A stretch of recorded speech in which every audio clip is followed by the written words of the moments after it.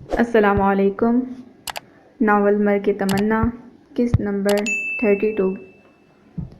وصال لمحے وقت روک دینے کی طاقت رکھتے ہیں۔ صبح کا شام سے ملن ہو، لہروں کا ساحل سے سنگم یا چاند کا چاندنی رات سے، خزاں کا بہار سے ٹکرانا، ندی کا کنارے سے یا دو بچھڑی ہوئی بہنوں کا سالوں بعد ملنا، وصل ہمیشہ خوبصورت ہوتا ہے۔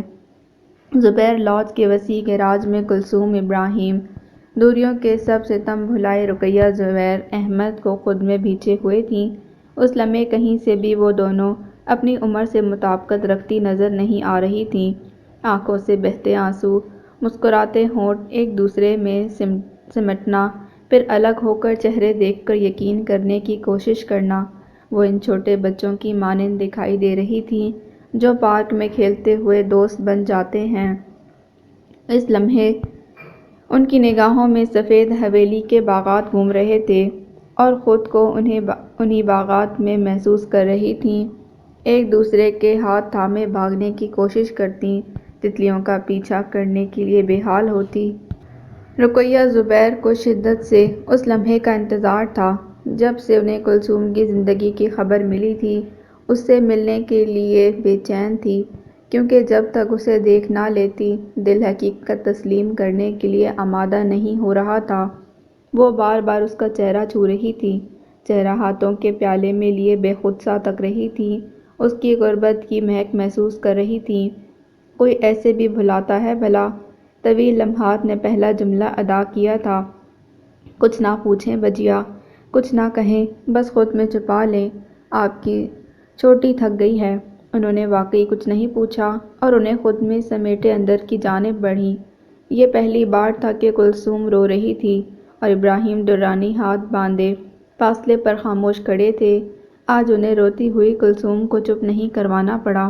آج بجیا موجود تھیں اور وہ ان کی باہوں کے گھیرے میں لیے ہوئے تھیں۔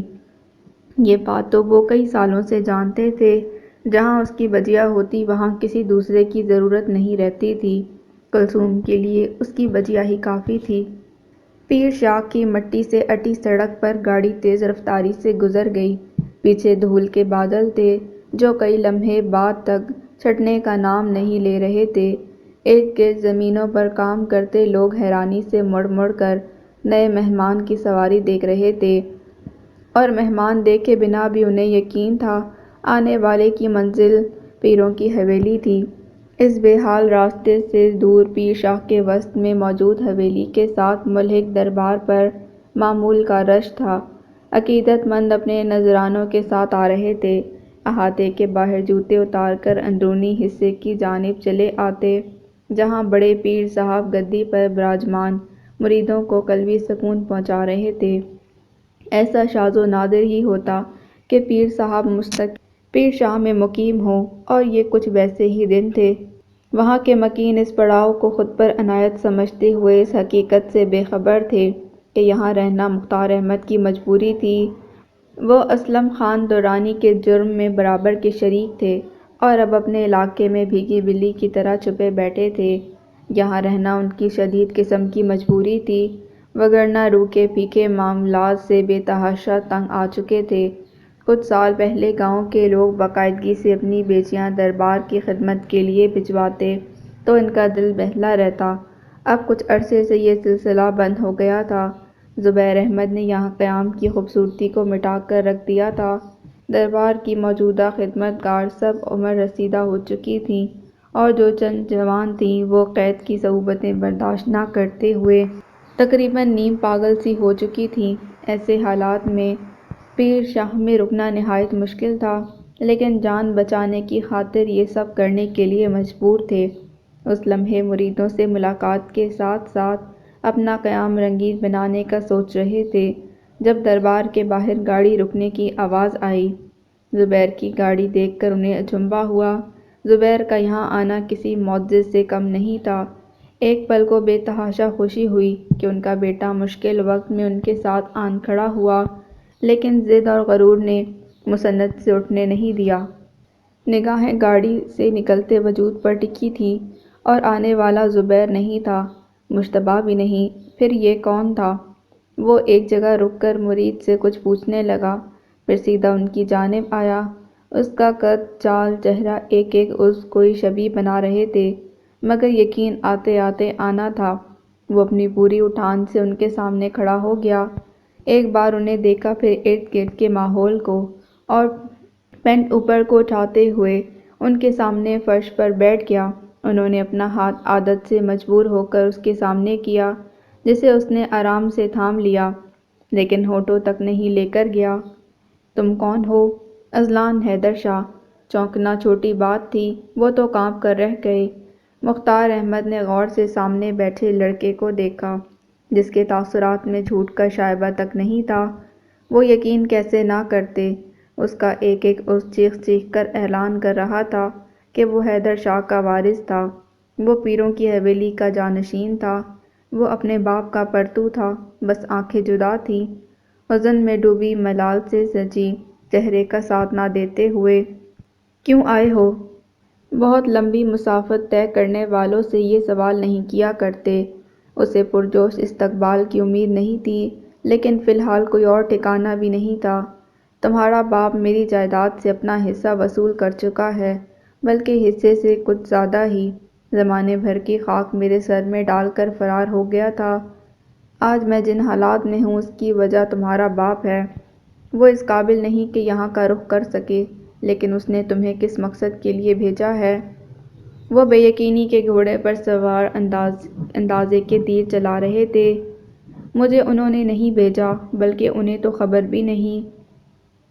انگلی سے سفید چمکتے فرش پر لکیریں کھینچتا کہیں اور کھویا ہوا دکھائی دے رہا تھا۔ مختار احمد کو اسے دیکھ کر شدید مایوسی ہوئی۔ ان کا پوتا اس قدر خالی الذہن کیسے ہو سکتا تھا؟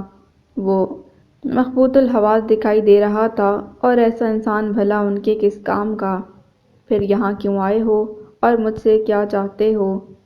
سکون کی تلاش میں آیا ہوں۔ انکل نے بتایا آپ روحانی شخصیت ہیں، تو یہاں چلا آیا۔ کچھ دن یہاں قیام کرنے دیجیے، پھر چلا جاؤں گا۔ وہ اب بھی اپنی گزشتہ سرگرمی میں مصروف تھا، مگر جواب بھرپور طریقے سے دے رہا تھا۔ انہیں تسلی ہو گئی کہ وہ مزید کچھ ہتھیانے یا وصول کرنے کی نیت سے نہیں آیا، اسی لیے اسے اپنے پیچھے آنے کا اشارہ کرتے اٹھ کھڑے ہوئے۔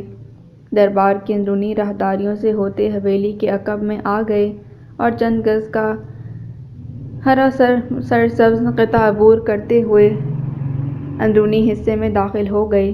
اذلان سر جھکائے خاموشی سے ان کے پیچھے چل رہا تھا۔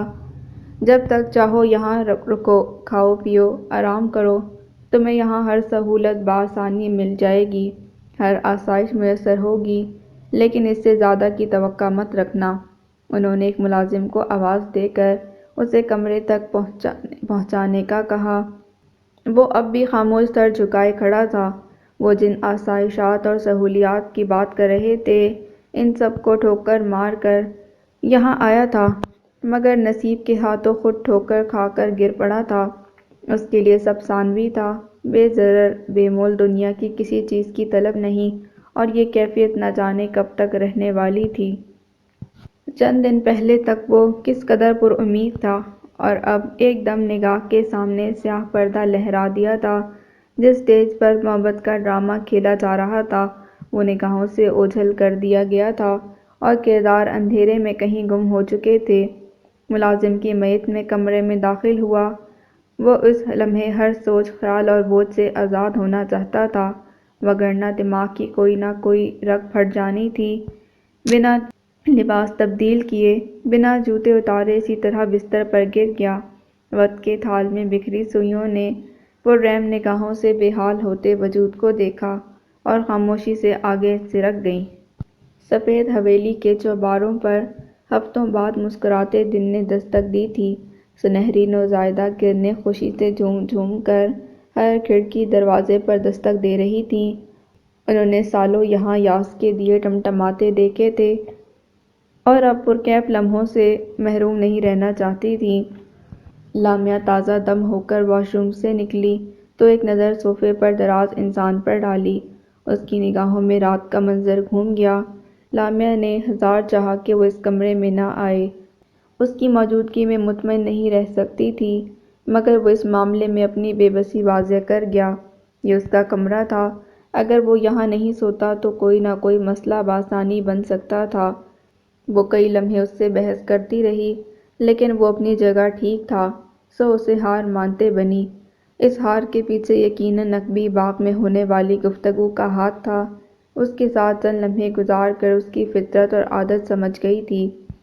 لامیا کو کم از کم اس سے خطرہ محسوس نہیں ہو رہا تھا، اور شاید یہی وجہ تھی کہ رات بھر آرام سے سوتی رہی، لیکن وہ شاید صوفے پر بے آرام تھا اور اسی لیے ابھی تک سو رہا تھا۔ عبدالودود کی پیشانی پر موجود بل اور چہرے پر بے آرامی کے تاثرات دیکھنے میں مصروف تھی کہ دروازے پر ہونے والی دستک نے چونکایا۔ خوف کی تاریک سی لہر چہرے پر در آئی۔ کتنی ہی دیر ساکت کھڑی سوچ میں گم رہی کہ اسے اٹھائے یا دروازہ کھول دے۔ اسے بنا اٹھائے دروازہ کھولتی تو کئی دنوں کی محنت خاک ہو جاتی۔ اس سوچ کا آنا تھا کہ بھاگ کر چند قدموں کا فاصلہ طے کیا اور عجلت میں اسے اٹھانے کی خاطر مکمل جھنجھوڑ دیا۔ یہ کوشش کامیاب رہی، کیونکہ اگلے ہی لمحے آنکھیں پھاڑے سامنے کھڑی آفت کو دیکھ رہا تھا۔ وہ اٹھ کر بیٹھ گیا، مگر آنکھوں میں ناسمجھی کے رنگ گہرے تھے، چہرے پر حیرانی رقم تھی۔ وہ ابھی تک بے رحم طریقے سے اٹھائے جانے کا مطلب نہیں سمجھا تھا اور اس سے پوچھنے ہی والا تھا جب دروازے پر دوبارہ دستک ہوئی۔ خود پر ٹوٹنے والی قیامت کی وجہ معلوم ہوئی تو جی بھر کے بدمزہ ہونے کے باوجود اپنا تکیہ کمبل سمیٹ کر بیڈ پر گرنے والے انداز میں لیٹ گیا۔ ایک نظر اسے دیکھ کر مطمئن سی دروازے کی جانب بڑھ گئی۔ آئیے آنٹی۔ دروازے کے پار شیما کھڑی تھیں، جو شاید دستک کا جواب نہ آنے پر مایوس ہو کر واپس پلٹنے ہی والی تھی۔ میں نے تم دونوں کو ناشتے کے لیے بلانا تھا، مگر یہ تو سو رہا ہے۔ انہوں نے حیرانی سے بستر پر دراز بھیجے کو دیکھا، جو دیر تک سونے کا عادی نہیں تھا۔ 10 بجنے والے تھے اور وہ ابھی تک نہیں اٹھا تھا۔ آج چھٹی کا دن ہونے کی وجہ سے سب حویلی میں موجود تھے۔ ابا جان ضروری امور نپٹانے میں مصروف تھے، اسی لیے ناشتے میں دیر ہو گئی تھی۔ میں اٹھا دیتی ہوں۔ انہوں نے اس بات میں سر ہلاتے ہوئے ایک شاپنگ بیگ اسے تھمایا۔ یہ تمہارے لیے ہے۔ اتنی جلدی میں بس ایسا ہی سلائی کر سکی۔ ویسے بھی عرصہ ہو گیا مشین کے سامنے بیٹھے ہوئے، اب تجربہ نہیں رہا۔ ساری رات لگائی ہے تب جا کر مکمل ہوا ہے۔ ابھی یہی پہن لو، آج عبدالودود کو کہوں گی تمہیں شاپنگ کرا لائے۔ لامیا نے ان کے ہاتھ سے بیگ پکڑ لیا تھا۔ یہ آپ نے میرے لیے ساری رات جاگ کر خود سلائی کیا ہے؟ مطلب میرے لیے اتنی محنت کی؟ وہ حیرانی سے ہاتھ میں پکڑے سرخ اور سیاہ پرنٹ سوٹ کو دیکھ رہی تھی۔ تمہیں پسند آیا؟ اس کی حیرانی خوشی میں بدلی تو وہ مطمئن ہو گئی۔ بہت پسند آیا ہے آنٹی، تھینک یو۔ اسے واقعی بہت اچھا لگا تھا۔ اس کی پینٹ اور شارٹ شرٹ ماحول سے میل نہیں کھا رہی تھی۔ بے شک وہ سر پر اسکارف پہنتی تھی، لیکن پھر بھی سب سے الگ دکھتی تھی۔ انہوں نے کس قدر عمدہ طریقے سے اس مسئلے کا حل نکالا تھا۔ اس کے لباس پر تنقید کی اور نہ تبدیل کرنے کا کہا، بلکہ اس کے لیے بے انتہا محنت کر کے لباس تیار کیا۔ وہ ان کے خلوص کی قائل ہوئی اور اسی کیفیت کے زیر اثر ان کے گلے بھی لگ گئی تھی۔ وہ کتنے ہی وہموں سے گھری یہاں تک آئی تھیں، انہیں امید نہیں تھی کہ وہ اس قدر خوش دلی سے یہ تبدیلی تسلیم کرے گی۔ انہیں حورالعین کا تجربہ تھا، جس نے یہاں کے ماحول میں ڈھلنے کے لیے سالوں لگا دیے تھے، لیکن لامیا ان کی توقعات کے برعکس تھی۔ انہیں کلثوم کی تربیت پر فخر محسوس ہوا تھا۔ اس نے رشتوں کو عزت دینا اپنی بیٹی کو خوب سکھایا تھا۔ ابا جان آنے والے ہوں گے، تم دونوں بھی ناشتے کے لیے جلدی آ جانا۔ اس کے گال تھپتھپاتے واپس چلی گئیں۔ عبدالودود اٹھو، آنٹی تمہیں اٹھانے کا کہہ کر گئی ہیں۔ وہ اسے اٹھانے کے لیے اس کے سر کی جانب کھڑی ہوئی۔ بیویوں والے کام کرتے ہوئے کس قدر اچھی لگتی ہو۔ آنکھوں پر رکھا بازو ہٹاتے شرارت آمیز نگاہوں سے لامیا کو دیکھ کر بولا تو اس کو تپانے میں کوئی کسر باقی نہیں چھوڑی تھی۔ تم جاگ رہے تھے؟ وہ اسے گہری نیند میں سویا سمجھ کر پاس آئی تھی، لیکن ایک دم بولنے پر تھوڑا ڈر گئی تھی۔ جیسے ہی اس کے جملے کی سمجھ آئی، آنکھیں چڑھنے میں زیادہ وقت نہیں لگا۔ نہیں تو ابھی بھی تمہارے اٹھانے پر جاگا ہوں۔ اس نے فوراً چہرے پر معصومیت طاری کی، مگر اب سب بے اثر تھا۔ وہ دونوں ہاتھ پسلیوں پر ٹکائے زہر خون نگاہوں سے اسے گھور رہی تھی۔ اس کے انداز دیکھ کر لب مزید کچھ کہنے کو مچل رہے تھے، مگر اس کے غصے سے کچھ بعید نہیں تھا۔ اس نے خاموش رہنے میں ہی بہتری سمجھی، لیکن مسکراہٹ کسی طور ختم نہ ہو رہی تھی۔ وہ کتنے ہی لمحے اس انداز میں کھڑی اسے گھورتی رہی اور پھر کپڑے لیے واش روم میں گھس گئی۔ دماغ اچانک سا خراب ہو گیا تھا۔ کپڑے بدل کر اس کا انتظار کیے بنا ہی کمرے سے نکل گئی۔ کیا ضرورت تھی ایسا ویسا کچھ بولنے کی؟ اچھی خاصی دوستی دوبارہ دشمنی میں بدل دی۔ اس کا غصیلا انداز دیکھ کر اب وہ اپنے آپ کو سرزنش کر رہا تھا۔ وہ کمرے سے نکلی تو سیدھا مجلس میں چلی آئی جہاں بڑی امی بیٹھی ہوئی تھیں۔ ان سے تھوڑے فاصلے پر زارا حسین موجود تھی۔ اسے دیکھ کر انہوں نے اپنی باہیں وا کیں تو مسکراتے ہوئے ان کی جانب چلی آئی۔ انہوں نے اسے اپنے پہلو میں بٹھا لیا۔ اٹھ گیا میرا بچہ؟ انہوں نے اس کی پیشانی پر بوسہ دیا تو اس کی تاثیر لامیا کو روح تک پہنچتی محسوس ہوئی۔ اس کی زندگی میں ایسے رشتوں کی ہی کمی تھی، اس پیار اور خلوص کی چاہ تھی جو وہ طیبہ حیدر میں تلاش کرنے کی کوشش کرتی رہی۔ اس کا ہاتھ ان کے ہاتھ میں قید تھا جسے وہ بڑے پیار سے سہلا رہی تھی، اور وہ سوچ رہی تھی یہ پیار نہ جانے کب تک اس کا نصیب رہتا۔ جب ان سب کو معلوم ہوگا کہ وہ ان کی کچھ نہیں لگتی، ان کی نواسی نہیں ہے اور عبدالودود سے جوڑا گیا تعلق بھی عارضی ہے، تو تب سب کا رد عمل کیسا ہوگا؟ ان سب کے پیار کا پیمانہ کم نہیں ہوگا بلکہ ختم ہو جائے گا۔ کیا وہ ان رشتوں کے بغیر رہ پائے گی؟ یہی خیالات تھے جنہوں نے اداسی کی دبیز چادر اس کے وجود پر اڑا دی اور وہ ایک دم بجھ گئی تھی۔ ناشتہ تیار کرواتی شیما مجلس میں کسی کام سے آئیں تو اسے اپنے دیے لباس میں دیکھ کر بے انتہا خوش ہوئیں۔ نیا حلیہ، سر پر ہلکا سا ٹکا دوپٹہ، اس کی شخصیت مکمل بدل گئی تھی۔ وہ کہیں سے بھی مغرب سے آئی لڑکی دکھائی نہ دے رہی تھی۔ اس کی معصومیت لباس نے مزید بڑھا دی تھی۔ بی جان نے نگاہوں ہی نگاہوں میں شیما کو اس عمل کی داد دی تھی۔ بہت پیاری لگ رہی ہو لامیا۔ زارا حسین نہ جانے کس وقت اس کے پاس آ کر بیٹھ گئی تھی۔ اس نے مسکراتے شکریہ ادا کیا تو باتوں کا سلسلہ چل نکلا۔ چند لمحے پہلے والی اداسی کچھ دیر کے لیے غائب ہو گئی تھی۔ تو کیا یہ طے ہے کہ اب عمر بھر نہیں ملنا؟ تو پھر یہ عمر بھی کیوں تم سے گر نہیں ملنا؟ عزت نے طے کر رکھا تھا حازم شفیق کی کسی خوشی میں کوئی واسطہ نہیں رکھنا، تعلقات کی ڈور دوبارہ نہیں جوڑنی۔ میمونہ خالہ کا رویہ یاد کر کے وہ خود کو ان سے دور رکھ رہی تھی۔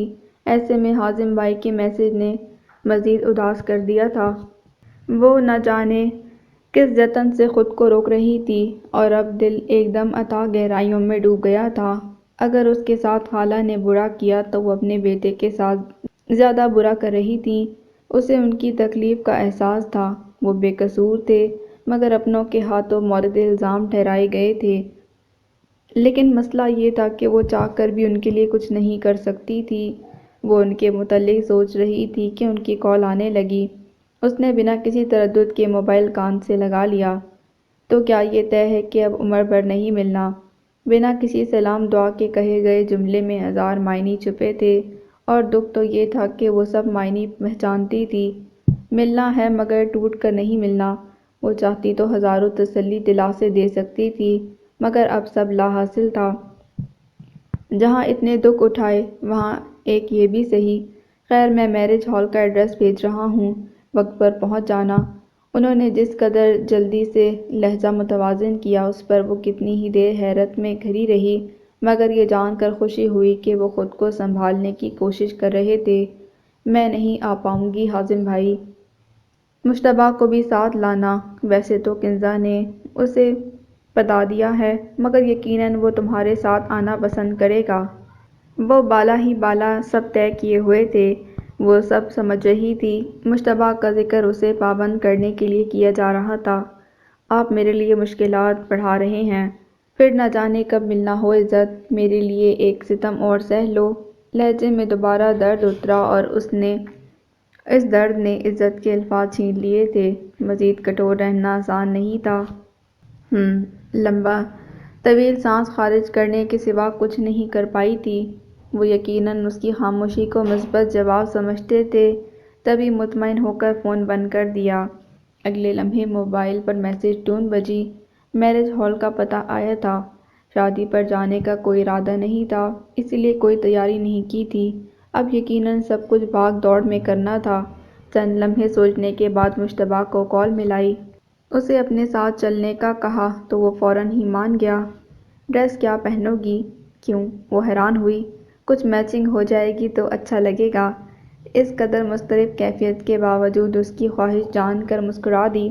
میری کوئی خاص تیاری نہیں ہے مشتبہ، کیونکہ جانے کا ارادہ نہیں تھا، اسی لیے ابھی تمہیں کچھ نہیں بتا سکتی۔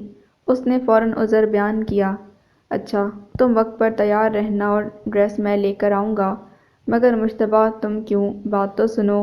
وہ بولتی رہ گئی مگر دوسری جانب سے کال بند ہو چکی تھی۔ ان دونوں کے تعلق میں جتنی نزدیکی بڑھ رہی تھی وہ اسی قدر مشکلیں بڑھا رہا تھا۔ اس کی خواہشات ختم ہونے کا نام نہیں لے رہی تھیں۔ کبھی ایسی حرکتوں پر غصہ آتا تھا اور اب مشتبہ وہی سب اس کے ساتھ کر رہا تھا، لیکن مسئلہ یہ تھا کہ اب کچھ بھی برا نہیں لگ رہا تھا۔ اس کی طبیعت میں شوق پن نہیں تھا اور مشتبہ اتنا ہی سنجیدگی سے دور بھاگتا تھا۔ لباس کے بغیر وہ کیا تیاری کرتی، اسی لیے سب چھوڑ چھاڑ کر اس کا انتظار کرنے لگی۔ میں اپنے بھائی کو حویلی میں بلانا چاہتی ہوں۔ ایک پل کو یوں لگا جیسے حور العین نے کمرے میں شور پھونک دیا ہو۔ سب کچھ ایک لمحے کے لیے ساکت ہو گیا تھا۔ ایک عرصے بعد پرلطف ماحول میسر ہوا۔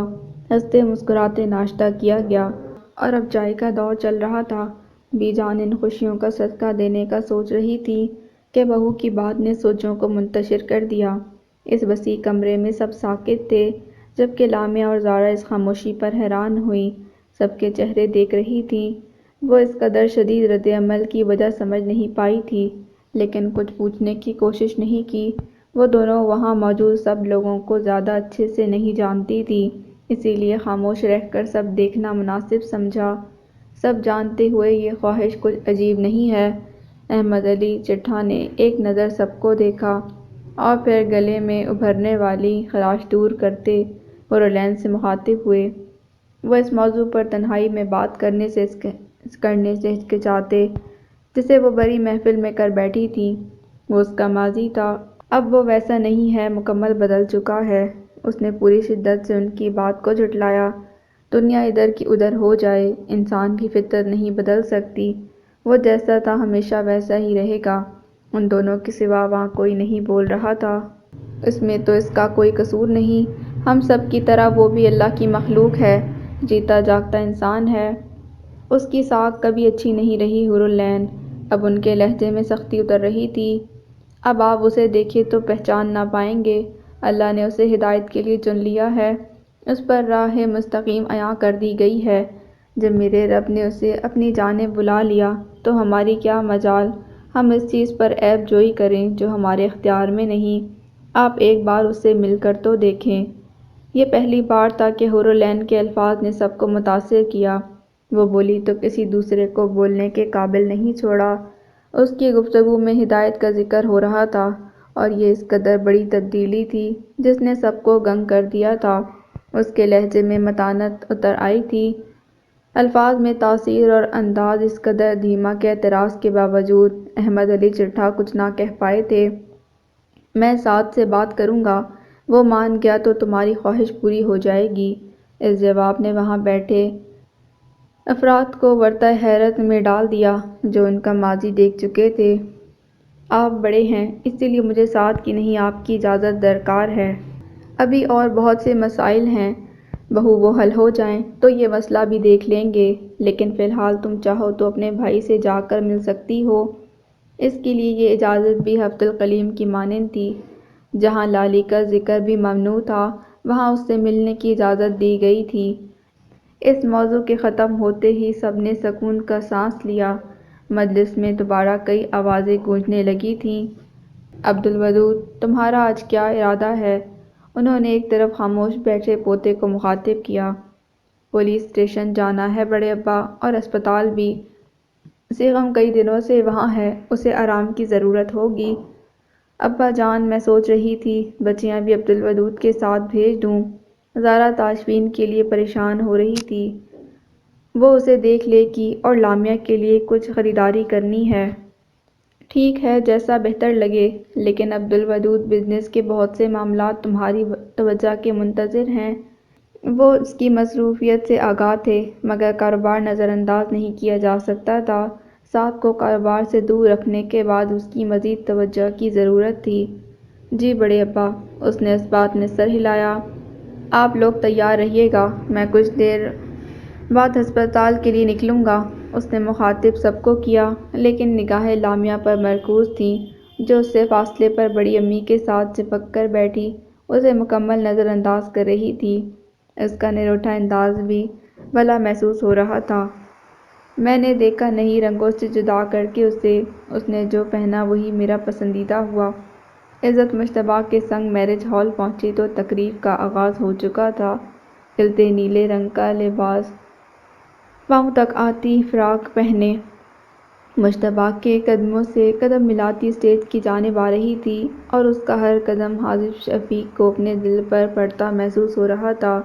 وہ اس تقریب سے مکمل انجان تھے، اور اب ان کی توجہ کا مرکز نیلی پری تھی، جس پر نیلا رنگ ایسے جچ رہا تھا جیسے اس کے لیے ہی بنا ہو۔ اس کی شہد رنگ آنکھوں کی چمک اتنی دور سے بھی محسوس ہو رہی تھی۔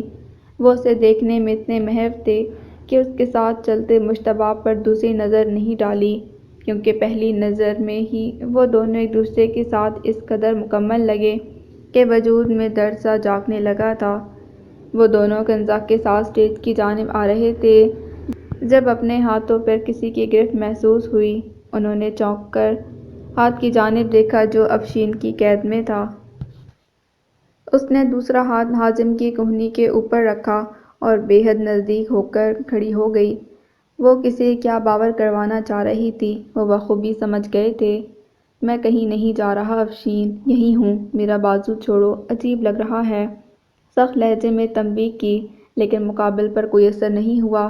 وہ جب سے آئی ہے تم نے ایک بار اس سے نگاہ نہیں ہٹائی۔ مجھے سب نظر آ رہا ہے، میں کوئی بے وقوف نہیں ہوں، لیکن جو حرکتیں کر رہی ہو اس سے بے وقوف ہی لگ رہی ہو۔ انہوں نے سب مہمانوں کی نظریں خود پر محسوس کیں، اور جس انداز میں افشین ساتھ لگ کر کھڑی تھی، ان کا سانس بوجھل ہونے لگا تھا۔ ہاں، اس کے سامنے تو تمہیں دنیا کی ہر چیز ہیچ لگتی ہے، وہ دو بدو جواب دیتے، کہیں سے ایک دن کی دلہن نہ لگ رہی تھی۔ اللہ کے واسطے افشین چپ کر جاؤ، سب دیکھ رہے ہیں، تماشا مت بناؤ۔ وہ جواباً کچھ کہنے والی تھی، مگر مشتبہ کو حازم کے گلے لگتے دیکھ کر خاموش ہو گئی۔ انہیں یہ بھی غنیمت لگا، وگرنہ اس سے کچھ بعید نہیں تھا۔ شادی کی بہت بہت مبارکباد۔ میں آپ دونوں کا مشکور ہوں جو آپ نے ہمارے لیے وقت نکالا۔ انہوں نے بہت مشکل سے عزت کو دیکھنے سے خود کو باز رکھا تھا۔ یہ آپ کے لیے ہماری جانب سے چھوٹا سا گفٹ۔ ان دونوں نے چوکور ڈبہ ان کے سامنے کیا، لیکن ان کی نگاہ تحفے کی بجائے اس تحفے کو تھامے دونوں ہاتھوں پر تھی۔ مشتبہ کی انگلیاں عزت کے ہاتھ کو چھو رہی تھیں۔ اس منظر سے نگاہ پھیری اور تحفہ لیا۔ آپ پلیز یہاں رکیے، میں ابھی آیا۔ انہوں نے اپنا بازو افشین کی قید سے آزاد کروایا اور عزت کے پہلو سے ہوتے آگے بڑھ گئے۔ اس سے زیادہ وہاں کھڑے رہتے اور ان دونوں کو ساتھ دیکھتے تو شاید خود پر قابو نہ رکھ پاتے۔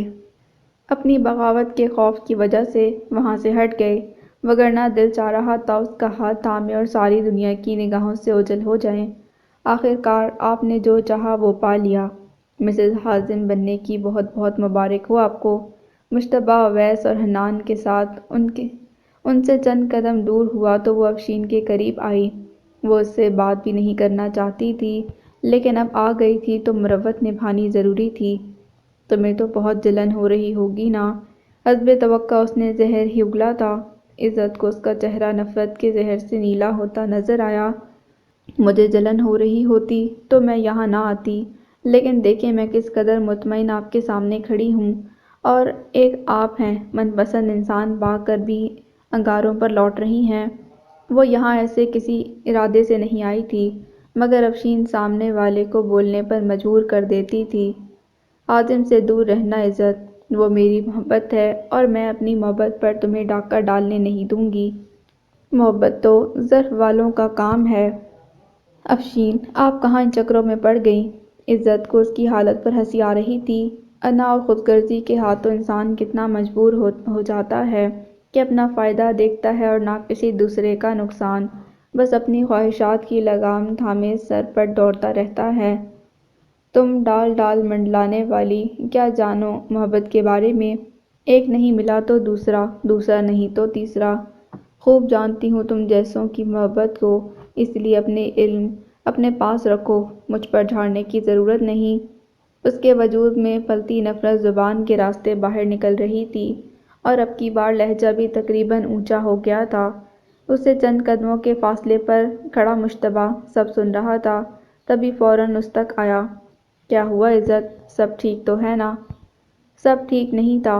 عزت کا پیلا ہوتا چہرہ اور بھیجی ہوئی مٹھیاں کپکپاتے ہونٹ بتا رہے تھے کہ کچھ بھی ٹھیک نہیں تھا۔ کنزا بھی کسی انہونی کو محسوس کرتے وہاں آ گئی تھی۔ یہ ہے نا تمہاری نئی محبت، اس نے مشتبہ کو قریب کھڑے دیکھ کر کہا۔ اسے بھی یقیناً تمہاری حقیقت کا پتہ نہیں، اسی لیے تمہارے ارد گرد بھنورا بن کر منڈلا رہا ہے۔ تم بھی سن لو مسٹر، یہ جسے تم گلاب سمجھ رہے ہو نا، یہ کیکر ہے، تمہارا دل چھلنی کر کے نکال لے گی اور تم ہاتھ ملتے رہ جاؤ گے۔ عزت کا جسم ٹھنڈا پڑنے لگا۔ اس کے ہاتھوں میں اتنی طاقت نہیں رہی کہ وہ افشین کے ہونٹوں پر رکھ سکتی، اسے خاموش کروا پاتی۔ افشین کیا کر رہی ہیں؟ اللہ کے واسطے چپ کر جائیں۔ کنزا کے لہجے میں انتہا کی لجاجت تھی۔ اسے کہو فوراً سے پہلے یہاں سے چلی جائے، ورنہ اس کی رہی سہی عزت کا جنازہ نکال کے رکھ دوں گی، کیونکہ نازنین کا نام اب بھی بہت سے لوگ بھولے نہیں ہوں گے۔ یہ تو طوائف زادی ہے، اس کی طرف سے اس کی فطرت ہے تماشا لگانا، مگر میرا ایونٹ خراب کرنے کی ضرورت نہیں ہے۔ اس کے نخوت زدہ لہجے اور متکبر انداز نے سب کو دنگ کر دیا تھا۔ اس کی آواز بے شک بلند نہیں تھی، مگر اتنی تھی کہ کچھ نہ کچھ کسی کے کان میں پڑ ہی گیا تھا۔ کوئی اس قدر شفاق بھی ہو سکتا ہے؟ ایسی نفرت بھی اس دنیا میں پائی جاتی ہے؟ پلیز مجتبیٰ، آپ اسے یہاں سے لے جائیں۔ عزت، کچھ ایسا ویسا نہیں سوچنا، پلیز سب ٹھیک ہو جائے گا۔ کنزا کی آنکھوں سے بہتے آنسو دوست کی تکلیف کے گواہ تھے۔ مجتبیٰ نے ہاتھ چھوڑ کر اسے کندھوں سے تھام لیا اور سہارا دیتے ہال سے باہر لے آیا۔ حازم شفیق نے نافہم نگاہوں سے انہیں وہاں سے جاتے دیکھا۔ وہ اپنے آنسو چھپانے گئے تھے، مگر واپسی پر سارا منظر نامہ بدلا ہوا تھا۔ انہیں کسی گڑبڑ کا احساس ہوا تھا۔ وہ وہیں کھڑے کتنی ہی دیر جانے والوں کی پشت دیکھتے رہے۔ دور ہوتا ایک ایک قدم ہجر کا باب مکمل کر رہا تھا۔ وہ تینوں جس وقت ہسپتال پہنچے دوپہر ڈھل رہی تھی۔ ڈوبتے سورج کی سنہری کرنیں رنگت بدل رہی تھیں۔ فلک کے کناروں میں جامنی رنگ گھلنے لگا تھا۔ جامنی رنگ سے نیچے سیاہ رنگ کے مدھم ڈورے تیر رہے تھے۔ پرندوں کے لوٹ جانے کا وقت قریب تھا، اسی لیے فضا میں چہچہاہٹ کا شور بلند تھا۔ تاشفین کی حالت دن بدن سنبھل رہی تھی۔ ڈاکٹر کے مطابق بہت جلد انہیں گھر بھیج دیا جائے گا، لیکن تھراپی لمبے عرصے تک جاری رہنی تھی۔ آج کئی دنوں بعد وہ ہوش میں تھے اور انہیں ملنے کی اجازت دی گئی تھی۔ حویلی میں سب کیسے ہیں؟ بولنے میں تھوڑی مشکل تھی، لیکن بول رہے تھے۔ سب ٹھیک ہیں بھائی، بس آپ کے ٹھیک ہونے کا انتظار ہے۔ وہ ان کے ساتھ بیڈ پر ہی جڑ کر بیٹھ گیا۔ رو کیوں رہی ہو زارا؟ میں اب ٹھیک ہوں۔ ضبط کی لاکھ کوشش کے باوجود وہ رو دی تھی۔ اس بھری دنیا میں وہ اس کا واحد رشتہ تھا۔ کچھ دن پہلے کا حادثہ کسی آسیب کی طرح چمٹ گیا تھا۔ کسی انہونی کا خیال ابھی تک بے چین کر رہا تھا۔ تاشفین کو کچھ ہو جاتا تو اس کے آگے اس کی سوچ ختم ہو جاتی تھی۔ کئی دنوں کا ضبط اسے بولتے دیکھ کر ٹوٹ گیا تو آنسو سب بند توڑتے بہہ نکلے تھے۔ آپ کو کچھ ہو جاتا تو؟ تاشفین کے ہاتھ پر اپنا ہاتھ رکھتے اس نے رونے کا جواز پیش کیا۔ ایسے ہی کچھ ہو جاتا، اتنی آسانی سے آپ کی جان چھوڑنے والا نہیں ہوں۔ ان کے جملے پر وہ روتے ہوئے ہنستی تھی۔ اس دھوپ چھاؤں کے منظر نے زندہ رہنے کے سب بہانے مہیا کر دیے تھے۔ میں اس انسان کو چھوڑوں گی نہیں، ہر زخم، ہر تکلیف، ہر وار کا بدلہ لوں گی، یہ میرا آپ سے وعدہ ہے۔ اسے ایسی سزا دلواؤں گی کہ آئندہ کسی کی زندگی کے ساتھ کھیلنے سے پہلے ایک بار تو سوچے گا۔ نبیل کی یاد ایک دم آنکھ میں آنسو بن کر امڈی۔ خیال مضبوط ارادہ بن کر زبان سے ادا ہوا۔ انشاءاللہ ایسا ہی ہوگا۔ حملہ آور پکڑا گیا عبدالودود۔ ایک دم خیال آنے پر چہرہ عبدالودود کی جانب مڑا۔ جی بھائی، سب کام ہو رہا ہے، آپ کو ابھی ایسی باتیں سوچنے کی ضرورت نہیں ہے۔ یہ نبیل کدھر ہے؟ مجھ سے ملنے نہیں آیا؟ یہ سوال پہلے سے زیادہ مشکل تھا۔ زارا کے آنسو دوبارہ بے اختیار ہوئے۔ گھبرا تو عبدالودود بھی گیا، لیکن ابھی اسے معاملہ سنبھالنا تھا۔ آپ کو نبیل کی پڑی ہے؟ یہاں میرے ساتھ کیا سے کیا ہو گیا؟ کیا ہوا؟ یہ محترمہ آپ کو نظر نہیں آ رہی؟ اس کا اشارہ لامیا کی جانب تھا۔ اس کی جانب دیکھا تو آنکھوں میں اچنبھا سا جھلکنے لگا۔ وہ اس کی موجودگی کا سبب نہیں سمجھے تھے۔ کیا بات ہے عبدالودود؟ سیدھی طرح بتاؤ۔ دل تھام لیجئے، کیونکہ بہت ساری دھماکہ خیز خبریں آپ کی منتظر ہیں۔ سب سے پہلی خبر، کلثوم پھوپھو زندہ ہیں۔ کیا واقعی؟ وہ حیرانی کے مارے مزید کچھ بولنے کے قابل نہیں رہے۔ جی ہاں۔ دوسری خبر یہ ہے کہ یہ محترمہ کلثوم پھوپھو کی بیٹی ہیں۔ وہ جان بوجھ کر ایسا انداز اختیار کر رہا تھا تاکہ ان کا دھیان بٹا سکے۔ اور پھر تیسری بڑی خبر، اس نے تجسس پیدا کرنے کی کوشش کی۔ یہ محترمہ اب آپ کی بھابھی ہیں، مطلب میری زوجہ محترمہ۔ تاشفین پے در پے حیرت کے پہاڑ ٹوٹ رہے تھے۔ وہ کسی ایک بات پر بھی یقین کرنے میں متعامل تھے۔ انہوں نے تصدیق کے لیے زارا کی جانب دیکھا تو اس نے بھی اس بات میں سر ہلایا۔ تمہاری کسی بات پر یقین نہیں آ رہا؟ وہ بری طرح الجھ چکے تھے۔ آپ اب بھابھی سے تصدیق کروا لیں، میں تب تک اپنی زوجہ کو شاپنگ کروا لوں۔ وہ انہیں شرارت سے ایک آنکھ مارتا اٹھ کھڑا ہوا اور لامیا کا ہاتھ تھامے باہر نکل گیا۔ یہ اسے کیا ہو گیا؟ کہاں شادی کے نام سے بھاگتا تھا اور اب کس قدر شریر ہو گیا ہے؟ وہ اس کے بدلے انداز پر شدید حیران تھے۔ جب دل مل جائیں نا تب بہت ساری انہونیاں وقوع پذیر ہو ہی جاتی ہیں، جیسا کہ ہمارا ملنا۔ پوری شدت سے سر ہلاتے زارا نے اقرار کیا۔ وہ تاشفین کے ہاتھ سہلاتے اس کے وجود سے تسکین حاصل کر رہی تھی۔ رات کے اندھیرے نے زمین پر تخت جما لیا۔ مدھم چلتی ہوا نے موسم سہانا بنا دیا تھا کہ اچانک ہوا کے تیور بدلے اور زوردار آندھی نے ہر منظر کو دھندلا کر رکھ دیا تھا۔ عبدالودود پچھلے 2 گھنٹوں سے لامیا کو ساتھ لیے خریداری کرنے میں مصروف تھا۔ وہ اس کے لیے ہر وہ چیز خرید لینا چاہتا تھا جس کی اسے ضرورت ہو سکتی تھی۔ اس کے کئی بار منع کرنے کے باوجود وہ رکا نہیں، اور چونکا تو تب جب مال کے قد آویز شیشوں کے پار گرد اڑتی نظر آئی۔ وہ جلدی سے کاؤنٹر تک آیا۔ وہاں سے فارغ ہونے کے بعد لامیا کا ہاتھ پکڑے پارکنگ کی جانب دوڑ لگا دی۔ وہ جب تک گاڑی کے نزدیک پہنچے بارش تابڑ توڑ برسنے لگی تھی۔ جہاں گرد کا طوفان تھما وہیں دونوں بھیگ چکے تھے۔ میں کب سے کہہ رہی تھی بہت ہو گئی شاپنگ، واپس چلتے ہیں، مگر تم سننے کا نام ہی نہیں لے رہے تھے۔ وہ خوف سے اپنے بھیگے کپڑوں کو دیکھ رہی تھی۔ ویسے تمہیں غصہ کس بات پر ہے؟ شاپنگ زیادہ کرنے پر یا تمہاری بات نہ سننے پر؟ موسم کے سہانے پن نے وجود میں شرارت کا پیمانہ بڑھا دیا تھا۔ لامیا نے کوئی جواب دیے بنا رخ پھیر لیا اور شیشے کے پار نظریں ٹکا دیں۔ بارش کی تیز رفتاری اور بھیگنے سے بچنے کے لیے بھاگتے دوڑتے لوگ توجہ کھینچ رہے تھے۔ اس کی نگاہ بوڑھے پھل فروش پر ٹک گئی، جس کے پاس بوندوں سے بچنے کی کوئی جگہ نہیں تھی۔ اس میں ناراض ہونے والی کون سی بات ہے؟ اس کا رخ موڑنا اچھا نہیں لگا تو فوراً پوچھا، حالانکہ دل چاہ رہا تھا ہاتھ بڑھا کر چہرہ اپنی جانب کر لے۔ تمہارے پاس چھتری ہے؟ اس نے ایک دم سے عبدالودود کی جانب دیکھتے ہوئے پوچھا۔ وہ کتنے ہی پل اس سوال کی منطق نہیں سمجھ پایا تھا۔ ہاں، شاید گاڑی میں ہو۔ مجھے چاہیے۔ لیکن کیوں؟ تم سوال بہت کرتے ہو، جب مانگ رہی ہوں تو دے دو۔ وہ کچھ نہ سمجھتے کندھے اچکاتا گاڑی سے اترا اور بھاگ کر گاڑی کے پچھلے حصے کی جانب آیا۔ تھوڑی تلاش بسار کے بعد چھتری مل گئی تھی۔ وہ واپس آنے لگا تو وہ اپنے پیچھے ہی ہاتھ بڑھائے کھڑی تھی۔ عبدالودود نے چھتری اسے دی اور حیرانی سے اسے سڑک پار کرتے دیکھا۔ اس نے بوڑھے شخص کو چھتری پکڑائی اور مسکرا کر بات کی، سر آگے کو جھکا کر پیار لینے کے بعد واپس چلی آئی اور کپکپاتے گاڑی میں بیٹھ گئی۔ ایسے لوگ تمہیں ہر جگہ نظر آئیں گے لامیا، تم کتنوں کی مدد کرو گی؟ اس کے مزاج کا یہ پہلو مختلف تھا اور عبدالودود کے مزاج سے بالکل الٹ، تبھی وہ سوال کرنے سے خود کو روک نہیں پایا۔ تعداد معنی نہیں رکھتی مسٹر عبدالودود، بس کوشش کرتے رہنا چاہیے۔ اس کا فلسفہ کس قدر سادہ تھا۔ کسی ایک کی مدد کرو اور پھر اس سے حاصل ہونے والے سکون کا موازنہ اپنی لگائی گئی رقم سے کرنا۔ یقین کرو تمہیں دوبارہ یہ سوال پوچھنے کی ضرورت پیش نہیں آئے گی۔ وہ چند لمحے کچھ بول ہی نہیں پایا۔ آج ایک بات تو ثابت ہو گئی کہ عبدالودود علی چٹھا کو بھی کوئی لاجواب کر سکتا ہے۔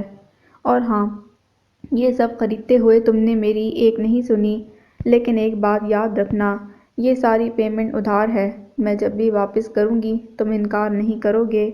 ماحول پر چھایا فسوں ایک پل میں تحلیل ہوا۔ پلیز لامیا، دوبارہ ایسی بات مت کرنا۔ اس بات نے اسے اچھا خاصا دکھ دیا تھا۔ لیکن کیوں؟ میں تمہاری ذمہ داری نہیں ہوں عبدالودود۔ تم میری ذمہ داری ہو، تم مانو یا نہ مانو، یہی حقیقت ہے۔ جب تک میری نگاہ میں ہو میری ذمہ داری ہو، اور اس معاملے میں تمہاری ایک نہیں سنوں گا۔ نگاہ نامہ میں کہیں یہ نہیں لکھا تھا کہ مجھے ہی تمہاری سب باتیں ماننی ہیں۔ میں پہلے ہی بہت سروائیو کر رہا ہوں، اس سے زیادہ نہیں پلیز۔ اس کا لہجہ اس قدر دو ٹوک تھا کہ لامیا مزید کچھ کہہ نہیں پائی۔ باہر موسم جس قدر سہانا تھا، گاڑی کے اندر اتنی گھٹن کا اضافہ ہو رہا تھا۔ دونوں ایک دم خاموش ہو گئے تھے، جیسے بولنے کے لیے کچھ باقی نہ بچا ہو۔ عبدالودود بول کر پچھتا رہا تھا اور وہ اس کے جملوں کے معنی سمجھ کر انجان بننے کی کوشش کر رہی تھی۔ بیک وقت دونوں ہی اپنی اپنی جگہ نادم تھے۔ ایک اپنی کیفیت بتا کر شرمندہ تھا اور دوسرا اسے ایسی صورتحال میں پھنسانے پر۔ بارش نہ جانے کب تک رکے۔ ہمیں چلنا چاہیے۔ آخر کار عبدالودود نے ہی خاموشی کا پردہ ہٹانے کی کوشش کی۔ اس حالت میں کیسے اتنا لمبا سفر ہوگا؟ اس کا اشارہ اپنے گیلے کپڑوں کی جانب تھا۔ اسے بھی ایک پل کو تشویش ہوئی، کیونکہ وہ ایسے بیمار پڑ سکتی تھی۔ یہاں قریب ہی پھپھو کا گھر ہے، وہاں چلتے ہیں۔ تم ملنے کے ساتھ کپڑے بھی تبدیل کر لینا۔ اس نے لامیا کا جواب سنے بنا گاڑی سٹارٹ کر دی تھی۔ مجھے وہاں نہیں جانا، اس نے ایک دم سے ایسے انکار کر دیا جیسے ابھی وہاں پہنچنے والے ہوں۔ لیکن کیوں؟ وہ حیران ہوا۔ کیا ابھی تک زبیر انکل سے ناراض ہو؟ دوسرے ہی لمحے اس کے نہ جانے کا سبب یاد آیا۔ ہاں، بس مجھے وہاں نہیں جانا۔ لامیا، اس طرح بیمار پڑ جاؤ گی۔ منظور ہے، لیکن مجھے وہاں نہیں جانا۔ وہ ضدی تھی، یہ بھی ابھی ابھی معلوم ہوا۔ لیکن کیوں؟ وہ ضد ہونے لگا تھا۔ اس کے کپڑے گیلے تھے اور زیادہ دیر ایسے رہنے سے طبیعت خراب ہو سکتی تھی۔ ایک ہی حل تھا جو وہ ماننے سے انکاری تھی، اور وجہ بھی نہیں بتا رہی تھی۔ انہوں نے مجھے بلیک میل کیا ہے اور… وہ آگے بھی کچھ بتانے والی تھی کہ ایک دم خاموش ہو گئی۔ اور کیا؟ اس کی چھٹی حس بتا رہی تھی کہ کوئی بات تھی جس سے وہ انجان تھا۔ ان دونوں کے درمیان جڑنے والا بندھن بھی اسی سلسلے کی کڑی تھا، لیکن وہ وجہ نامعلوم تھی۔ وہ بھی دل کے ہاتھوں ایسا مجبور ہوا کہ کچھ جاننے سمجھنے کی کوشش ہی نہیں کی تھی۔ اب بھی لامیا بتا دے تو ٹھیک، وگرنہ اسے کوئی تجسس نہیں تھا۔ اس کے لیے صرف وہ اہم تھی اور وہ نہ جانے خود کو کن الجھنوں میں پھنسائے ہوئے تھی۔ لامیا، ہم باقی سب بھلا کر اچھے دوست بن سکتے ہیں۔ تم اپنی ساری الجھنیں مجھ سے بیان کر سکتی ہو، اور یقین جانو اگر ان کا حل میرے پاس ہوا تو میں سارے وسائل اور اختیارات استعمال کر ڈالوں گا، لیکن تم کچھ کہہ کر تو دیکھو۔ اس نے لامیا کا ہاتھ تھاما، آنکھوں میں دیکھتے اس قدر نرمی سے کہا کہ اس کے الفاظ لامیا کو اپنے زخموں پر مرہم جیسے محسوس ہونے لگے۔ تم یہ بات مناسب وقت آنے سے پہلے حویلی میں کسی کو نہیں بتاؤ گے؟ وہ اسے رازداں بنانے پر آمادہ تھی۔ اس سے بڑھ کر کیا چاہیے تھا؟ میں وعدہ کرتا ہوں لامیا، اس نے اپنے ہاتھ میں قید اس کے ہاتھ پر دوسرا ہاتھ رکھتے عہد کیا۔ لامیا نے لمحے کے 1000ویں حصے میں سارا حساب کتاب لگایا۔ ان دونوں کا رشتہ آج نہیں تو کل ختم ہونا تھا۔ انہیں ساتھ نہیں رہنا تھا، تو یہ حقیقت اس کے رشتے میں کوئی مسئلہ پیدا نہیں کر سکتی تھی۔ وہ حویلی میں نہ بتانے کا وعدہ کر رہا تھا۔ اس کی پہنچ اتنی تھی کہ وہ کسی بھی کہانی کا کھویا ہوا کردار کھوج سکتا تھا۔ وہ زبیر احمد کے بعد پھر سے کسی پر اعتبار کرنے جا رہی تھی۔ لامیا نے خود کو سب بتانے کے لیے آمادہ کیا۔ میں ماما پاپا کی سگی اولاد نہیں، انہوں نے مجھے گود لیا تھا۔ یہ جملہ ادا کرنا اس قدر مشکل تھا کہ کتنے ہی لمحے مزید کچھ بول نہیں پائی۔ وہ سہمی نگاہوں سے عبدالودود کا چہرہ دیکھ رہی تھی، جیسے وہ ابھی کوئی شدید رد عمل دے گا۔ ابھی گاڑی سے اترنے کا کہہ دے گا یا ایسا ہی کچھ اور۔ مجھے بھی یہ بہت بعد میں معلوم ہوا، اور تب ہوا جب نہیں ہونا چاہیے تھا۔ میری انگیجمنٹ ہو رہی تھی اور اس تقریب کو میرے لیے ایک بدترین یاد بنا دیا گیا۔ کئی دن سنبھل نہیں پائی، لیکن اتنی آسانی سے ہار کیسے مان لیتی، اسی لیے دوبارہ سے اٹھ کھڑی ہوئی۔ یہ سچ ہے میں پاکستان ماما کو ان کی فیملی سے ملانے کے لیے آئی ہوں، لیکن یہ بھی سچ ہے کہ مجھے ان لوگوں کو تلاش کرنا ہے جنہوں نے مجھے کسی گناہ کے بوجھ کی طرح خود سے دور پھینک دیا تھا، اور ان لوگوں کے متعلق زبیر انکل سب جانتے ہیں۔ میری کسی پلان میں تم نہیں تھے، عبدالودود، اور نہ ہی میں کسی انسان کو اپنے ساتھ باندھنا چاہتی تھی۔ یہ زبیر انکل ہیں جنہوں نے ہم دونوں کو اس مشکل میں ڈال دیا۔ میں تمہارے ساتھ نکاح کے لیے آمادہ نہیں تھی۔ اگر عزت نفس کو رون کر کوئی رشتہ جوڑنا ہوتا تو اذلان میں کیا برائی تھی؟ میں اس کے ساتھ ایک اچھی زندگی کا آغاز کر لیتی، مگر مجھے احسان کے طور پر ملے رشتے نہیں چاہیے تھے۔ زبیر انکل نے مجھے بلیک میل کیا کہ اگر میں تم سے نکاح کر لوں تو وہ مجھے میرے حقیقی والدین کا بتا دیں گے، لیکن اس کے باوجود وہ حقیقت بتانے سے انکاری ہیں۔ میرے ساتھ انہوں نے جو کیا سو کیا، لیکن مجھے تمہارے لیے دکھ ہوتا ہے۔ تم ایک اچھے انسان ہو، تمہارے ساتھ ایسا نہیں ہونا چاہیے تھا۔ آنسو پلکوں کی باڑ پر اٹکے ہوئے تھے جنہیں کمال مہارت سے اس نے روک رکھا تھا، مگر بھیگا لہجہ سب عیاں کر رہا تھا۔ مجھے معلوم ہے کہ حقیقت برداشت کرنا تمہارے لیے مشکل ہوگا، مگر پلیز تم ابھی اپنی فیملی کو کچھ مت بتانا۔ ماما کو ایک بار آ لینے دو، اپنے کھوئے رشتے پا لینے دو، اس کے بعد میں خود سب کی زندگی سے چلی جاؤں گی۔ ایک آنسو بے تاب ہو کر پھسل گیا تھا۔ وہ اسے دیکھتے ہوئے خاموشی سے سن رہا تھا۔ اس کی آنکھ سے در بدر ہوا آنسو شہادت کی انگلی پر کسی قیمتی متاع کی طرح سمیٹا اور گاڑی سٹارٹ کر دی۔ اس کی خاموشی پر لامیا کا دل بری طرح سہم گیا تھا۔ وہ نہ جانے اب کیا کرنے والا تھا۔ ہزار خدشوں سے وجود لپٹ کر رہ گیا۔ ہم کہاں جا رہے ہیں؟ آخر کار اس نے ہمت کرتے ہوئے پوچھ لیا۔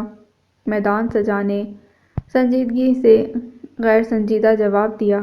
مطلب؟ تم بے وقوف ہو جو میدان چھوڑ کر بھاگ رہی ہو۔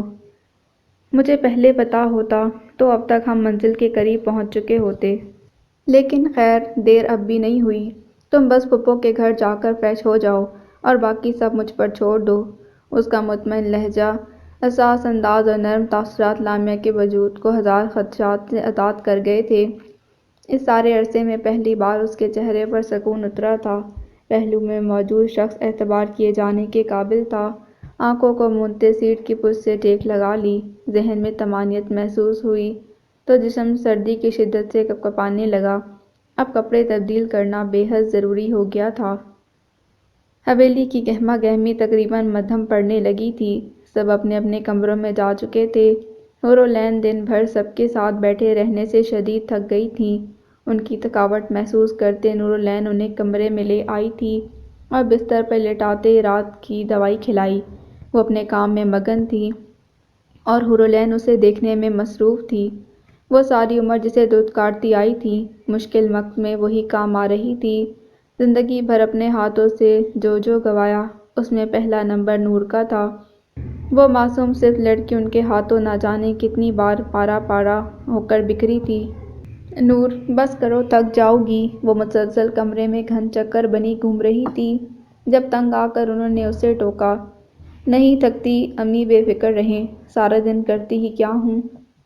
وہ پانی کا جگ سائڈ ٹیبل پر رکھ رہی تھی تو انہوں نے بازو سے پکڑ کر پاس بٹھا لیا۔ مجھ سے ناراض تو نہیں ہونا نور؟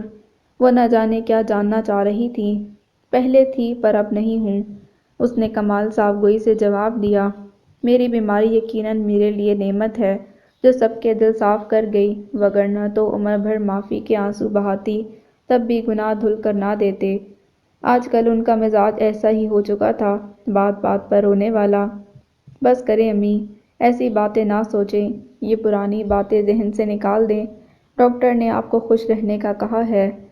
اس نے آہستگی سے ان کے چہرے پر چمکتے آنسو صاف کیے۔ نہیں بھلا پا رہی نور، کچھ بھی بھلا نہیں پا رہی۔ تم تو جانتی بھی نہیں کہ تمہاری ماں نے کون کون سے گناہ کیے ہیں، کتنوں کے دل تباہ کیے، کئیوں کی زندگی اجاڑ دی۔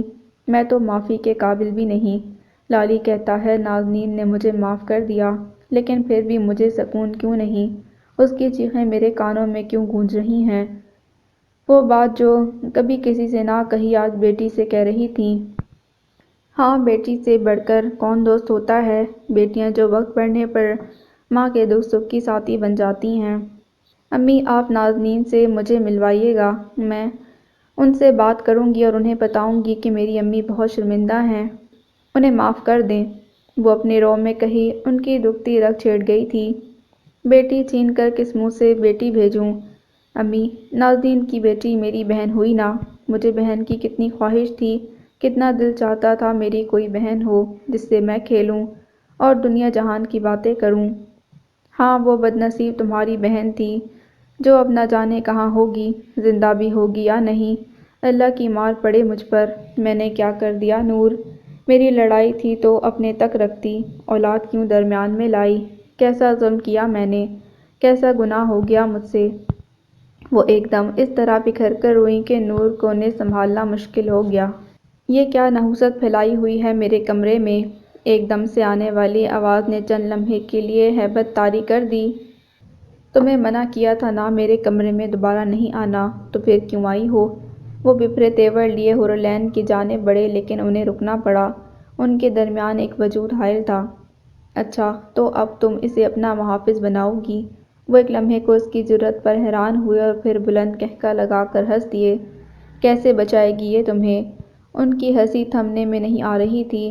نورالعین کچھ نہیں بولی، بس موبائل کی اسکرین ان کے سامنے کر دی جہاں ابا جان کا نمبر نظر آ رہا تھا۔ دوسری جانب سے فون اٹھا لیا گیا۔ سعد علی کے چہرے کی رنگت اڑ گئی۔ اس کے کچھ بولنے سے پہلے انہوں نے قدم پیچھے ہٹا لیے۔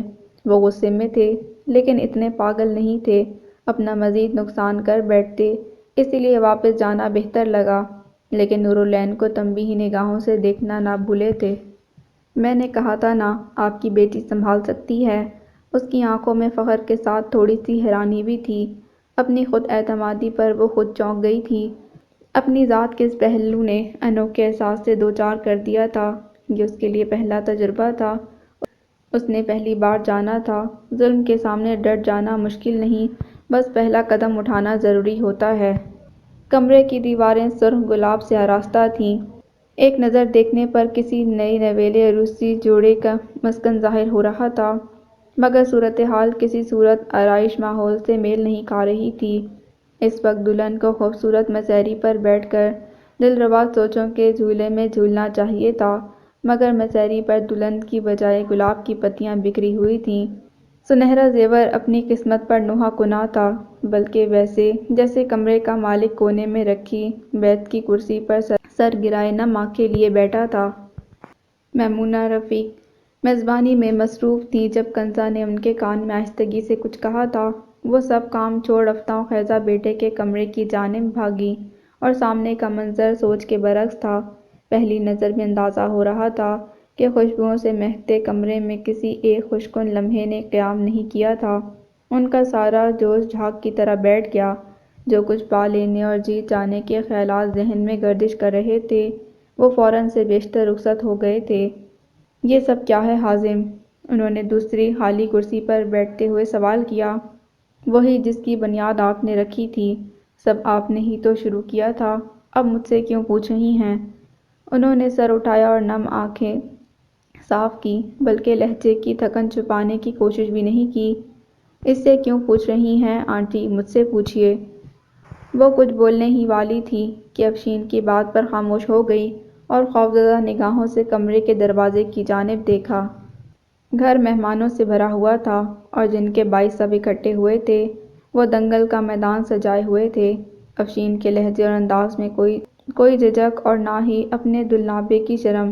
اس کے بے دھڑک انداز نے میمونہ کو دھک کر کے رکھ دیا۔ ان کے لیے یہ انداز نیا تھا یا شاید دیکھنے کی کوشش پہلی بار کی تھی۔ آہستہ بولو افشین، باہر سب مہمان موجود ہیں، کوئی سن لے گا تو کیا سوچے گا؟ اس کے انداز میں کوئی لحاظ نہ دیکھ کر انہیں بولنا پڑا۔ اچھا ہے سب سن لیں، سب کو خبر ہو کہ یہاں شادی کی پہلی رات گزشتہ محبت کا غم منایا جا رہا ہے۔ ایک لڑکی بستر پر بٹھا کر دوسری دل کے تخت پر براجمان کی ہوئی ہے۔ اس کے الفاظ نے ان کی پیشانی آلود کر دی تھی۔ تمہیں سب پہلے سے معلوم تھا، تم انجان نہیں تھی، نہ کچھ تم سے چھپایا گیا تھا۔ تم نے خود مجھ سے کہا تھا نا کہ تمہیں صرف حازم چاہیے، باقی سب تم سنبھال لو گی، تو پھر اب یہ تماشا لگانے کی کیا ضرورت ہے؟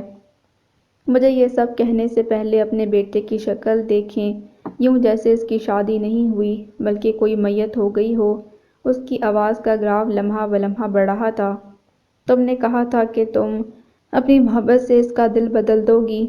وہ اسی کے الفاظ واپس لوٹا رہی تھی۔ یہ تو تب ہو جب یہ ذرا سی لچک کا مظاہرہ کرتا۔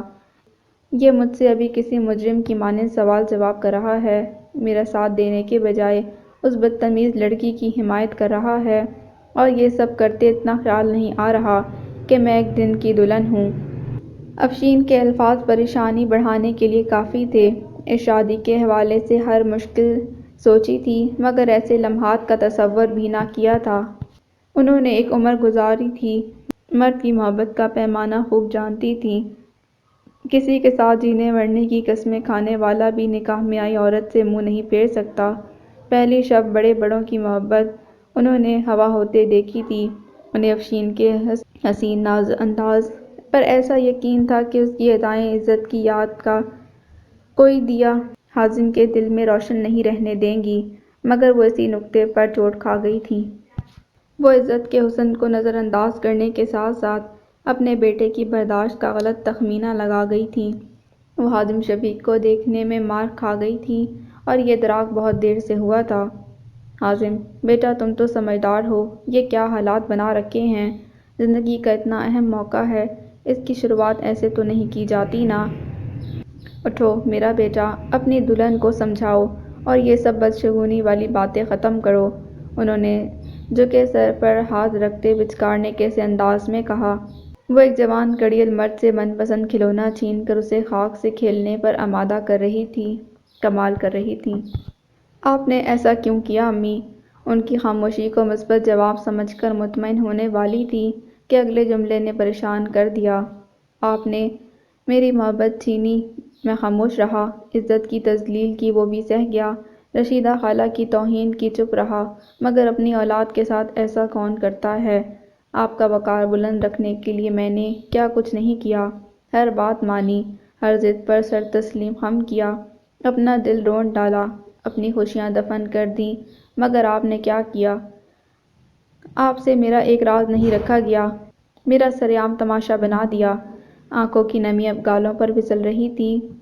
وہ میری محبت تھی نا ماں، آج سے نہیں سالوں سے، تب سے جب مجھے محبت کا لفظ بھی معلوم نہیں تھا۔ آپ اسے میری زندگی میں قبول نہ کر سکیں، مگر اس کا احترام تو کر لیتی۔ میں اس کی عزت اور مان کی خاطر اسے دستبردار ہوا، اور آپ نے میری قربانی قدموں تلے رون دی۔ میں نے آپ کی اتنی مانی، آپ ایک مان لیتی، اسے اس کے حال پر چھوڑ دیتی، اس کی زندگی میں مزید زہر نہ گھولتی، میری آنکھوں میں سمانے اور میرے اسے چاہنے کی اتنی بڑی سزا نہ دیتی امی۔ آپ نے اسے بے عزت نہیں کیا بلکہ مجھے میری ہی نگاہوں میں گرا دیا۔ وہ میرے کہنے پر وہاں آئی تھی، بلکہ منتیں کرنے کے بعد آئی تھی۔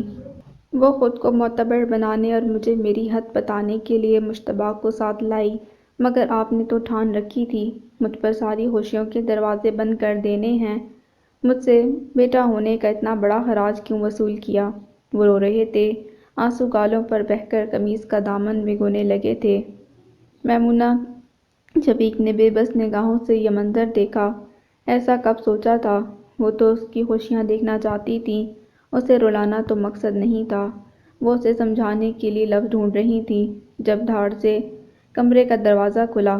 افشین کی ماں تلخ تاثرات لیے بیٹی کے پہلو میں کھڑی تھیں۔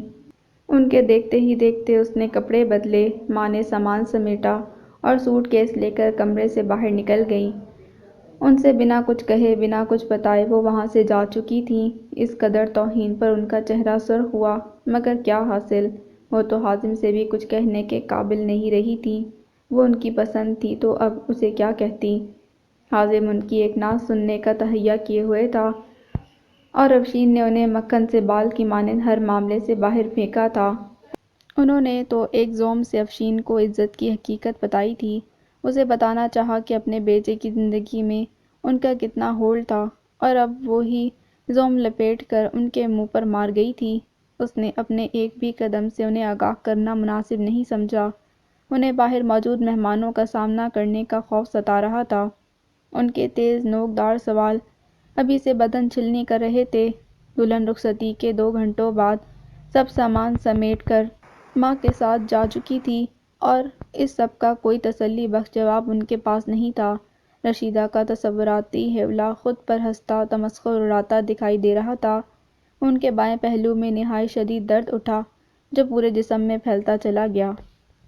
بارش بہت زور کی برس رہی تھی، قطرے متواتر زمین بوس ہو رہے تھے، اور ہوا اب اس قدر تیز کہ اس کے شور سے من کا شور دبتا محسوس ہو رہا تھا۔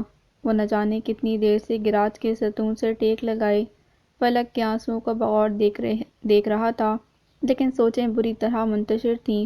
وہ آج عزت کے ساتھ اپنے رشتے کے حوالے سے پہلی بار کسی تقریب میں شامل ہوا تھا، اور اس کی خوشی بے حد زیادہ تھی۔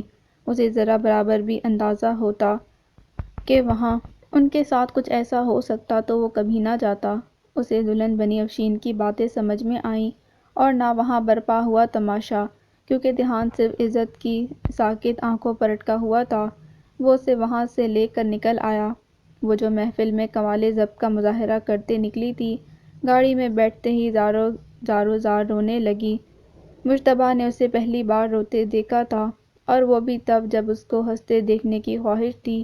وہ مضبوط اعصاب کی مالک لڑکی تھی، اور اب یوں ٹوٹ کر بکھری کہ اسے سنبھالنا بے حال ہونے لگا تھا۔